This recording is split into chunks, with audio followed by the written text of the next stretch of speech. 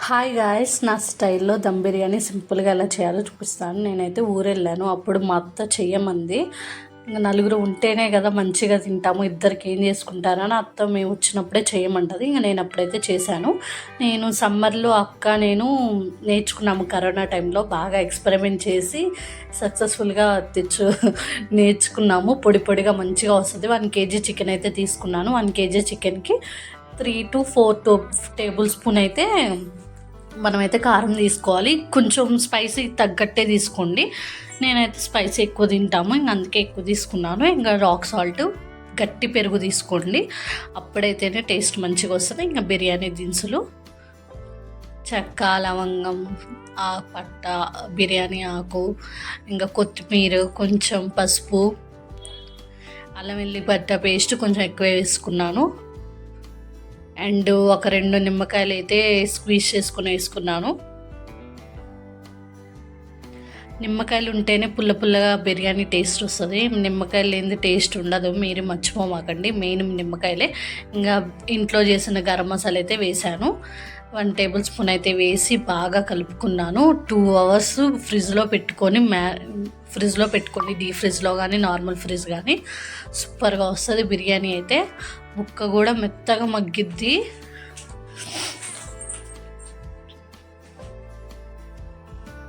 ఇలాగ మంచిగా కలుపుకోవాలి. మసాలా ముక్క మొత్తం పట్టాలి. తర్వాత ఫైనల్గా ఆయిల్ వేసి ఇంకా బాగా కలుపుకొని అయితే నేనైతే ఫ్రిడ్జ్లో అయితే పెట్టేశాను. 1 kg చికెన్కి 1 kg నేనైతే రైస్ అయితే తీసుకున్నాను.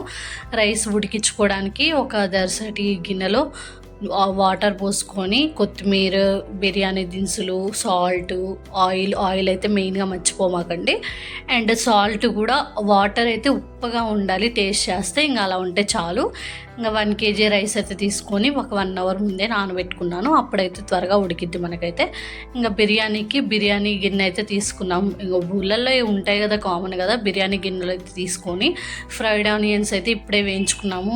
మళ్ళీ దానికి ఒక వేస్ట్ పనని ఇప్పుడే వేయించుకొని కొత్తిమీర, పుదీనా, కరివేపాకు అండ్ పచ్చిమిర్చి వేసి బాగా వేగిన తర్వాత మనం మ్యారినేట్ చేసిన చికెన్ అయితే వేసాను. బౌల్లో అయితే వేసి ముక్క 80% మగ్గేదాకా మగ్గించుకోండి. అప్పుడైతేనే బిర్యానీ అయితే టేస్ట్ ఉంటుంది. చాలామంది ఇంకా వంతునే మగ్గించకుండా బిర్యానీ రైస్ అయితే వేస్తారు. అలా నాకు అట్లా అయితే ఉడకదు, స్మెల్ వస్తుంది చికెన్ అయితే. ఇలా చేసుకుని తినండి, సూపర్గా వస్తుంది. ఇంక ఇలా అయితే మగ్గించుకుంటున్నాను. హైలోనే మగ్గించుకోండి. అటు బిర్యానీకి రైస్ ఉడకాలి, ఇటు మనకి చికెన్ అవ్వాలి. ఇంకైతే మనం వాటర్ అయితే పెట్టుకున్నాం కదా, ఆ దినుసులన్నీ మళ్ళీ తింటుంటే వేస్ట్గా వస్తాయి కదా, ఇప్పుడే తీసేస్తున్నాను.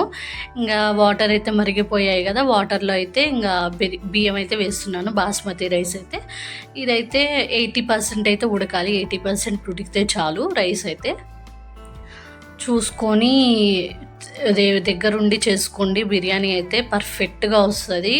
తింటంటే తినాలనిపిస్తుంది. బిర్యానీ అయితే ఎవరైనా నచ్చుతారు. ఇంకా చికెన్ అయితే మగ్గిపోయింది. రైస్ కూడా ఇలా ఉడికితే చాలు. 80% ఉడికిన తర్వాత అయితే ఇంకా మేమైతే రైస్ అయితే వేసుకుంటున్నాము. చికెన్ మీద పల్చగా చల్లుకుంటూ ఇంకా లేయర్స్కి అయితే వేసుకుంటున్నాము. ఫ్రైడ్ ఆనియన్స్ వేసుకుంటూ, కొత్తిమీర, పుదీనా అవన్నీ వేసుకుంటూ చేస్తే చాలా టేస్టీగా వస్తుంది ఎప్పుడైనా బిర్యానీ అయితే. మీరు ట్రై చేసి కమెంట్ సెక్షన్లో కమెంట్ చేయండి నాకు ఎలా వచ్చిందో మీకు బిర్యానీ.